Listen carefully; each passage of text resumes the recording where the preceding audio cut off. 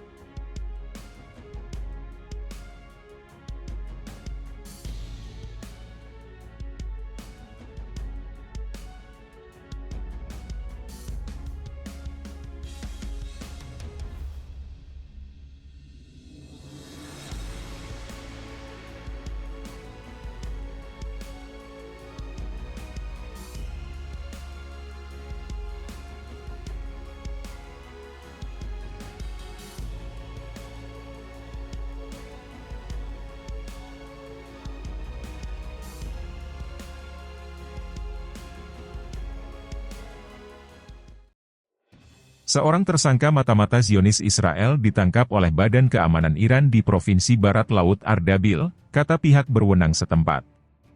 Jalal Afagi, jaksa penuntut umum di Ardabil, mengatakan pada Rabu 5 Juni malam bahwa tersangka dicari oleh Kementerian Intelijen Iran dan bekerja untuk Badan Intelijen Zionis Israel, Mossad. Anadolu Agency melaporkannya. Dia mengatakan tersangka berasal dari salah satu provinsi di selatan Iran dan telah melakukan perjalanan ke banyak provinsi untuk menghindari pengawasan. Afagi mengatakan tersangka akhirnya berencana meninggalkan negara itu tetapi ditangkap dalam sebuah penyergapan di provinsi perbatasan. Menurut pejabat Iran, tersangka melakukan kontak dengan perwira tinggi Mossad melalui salah satu jaringan media sosial dan akan mengumpulkan informasi untuk mereka. Pengumuman penangkapan tersebut disampaikan beberapa jam setelah Komandan Tertinggi Korps Garda Revolusi Islam, IRGC, Jenderal Hossein Salami, bersumpah akan membalas dendam atas pembunuhan seorang penasihat militer di Suriah. Jenderal Salami mengatakan Israel akan membayar darah prajurit IRGC Said Abiar, yang tewas dalam serangan udara di barat laut Suriah, dekat Aleppo, pada Senin. Iran menyalahkan Israel atas serangan itu. Badan-badan keamanan dan intelijen Iran dalam beberapa tahun terakhir telah berulang kali menangkap orang-orang yang dituduh melakukan misi mata-mata untuk Israel. Pada bulan Januari, 4 orang yang diduga bekerja untuk Badan Intelijen Israel dieksekusi, 2 tahun setelah penangkapan mereka sehubungan dengan operasi pemboman di Provinsi Isfahan Tengah. Beberapa pekan sebelumnya, 4 anggota tim sabotase yang diduga terkait dengan Mossad juga dieksekusi. Keempat pria tersebut, menurut pejabat kehakiman, melakukan tindakan ekstensif terhadap pasukan keamanan negara di bawah bimbingan langsung petugas Mossad. Pada Desember 2023, seseorang yang dihukum karena menjadi mata-mata untuk Badan Intelijen Israel dieksekusi di Provinsi Sistan dan Baluchistan di Tenggara Iran. Ketegangan antara Iran dan Israel meningkat secara dramatis sejak serangan 1 April terhadap konsulat Iran di Suriah, yang menewaskan 7 petugas IRGC. Iran menyalahkan serangan itu terhadap Israel dan membalasnya dengan serangan langsung pertama terhadap Israel yang melibatkan ratusan drone dan rudal.